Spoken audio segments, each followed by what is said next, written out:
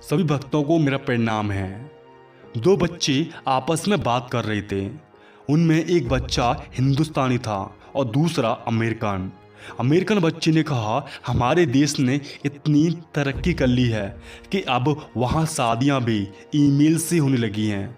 बात सुनी हिंदुस्तानी बच्चा मुस्कुराया और बोला, होती होंगी तुम्हारे देश में ईमेल से शादी, हमारे देश में तो आज भी फीमेल से ही शादी होती है। सच है, हिंदुस्तान का दुनिया में कोई मुकाबला नहीं कर सकता है। दिगंबर जैन परंपरा में एक संत है, आचार्य शांति सागर जी।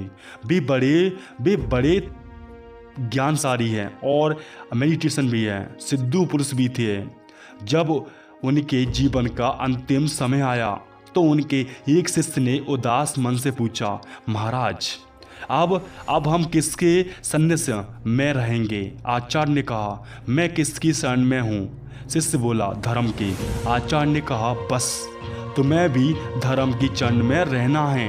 मेरे जैसे कितने ही आएंगे और जाएंगे, पर धर्म का सानिध्य साबक है, इसे कभी मत छोड़िए। ड्यूटी कर्तव्य ही धर्म है।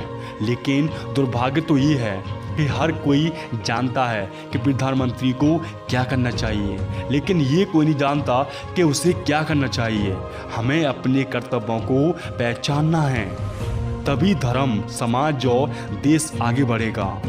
बोतल का दूध पीकर और होटल का खाना खाकर जो पीढ़ी पल बढ़ रही है, उससे आप धर्म, संस्कृत और संस्कार की भी उम्मीद कैसे कर सकते हैं कि वो हमें ज्ञान की बातें देगा? नेवा, ऐसा कभी नहीं हो सकता है। संत मुनियों का चरित्र अद्भुत है। तुलसीदास ने साधु के चरित्र को कपास के फूल की उपमा दी तो किसी ने पूछा, बाबा आपने ऐसा क्यों किया? फूलों का राजा तो गुलाब है, उसमें उपमा क्यों नहीं है कि आपने गुलाब का फूल लिया है? पद्य को गोस्वामी ने कहा, गुलाब सुंदर है लेकिन उसमें दो बातें हैं, एक तो कांटे हैं और दूसरा बाद में वो किसी काम का नहीं आता।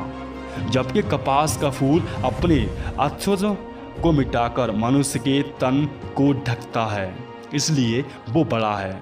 अगर जिंदगी में आप किसी आवास का या डिप्रेशन से शिकार हो जाएं तो ज़्यादा मत करिए, प्रार्थना कीजिए, धर्म कीजिए और पूजा कीजिए। भगवान से बढ़कर कोई डिप्रेशन नहीं होती है। भगवान के ध्यान में रहोगे, मगन में रहोगे तो आपकी डिप्रेशन सब खत्म हो जाएगी।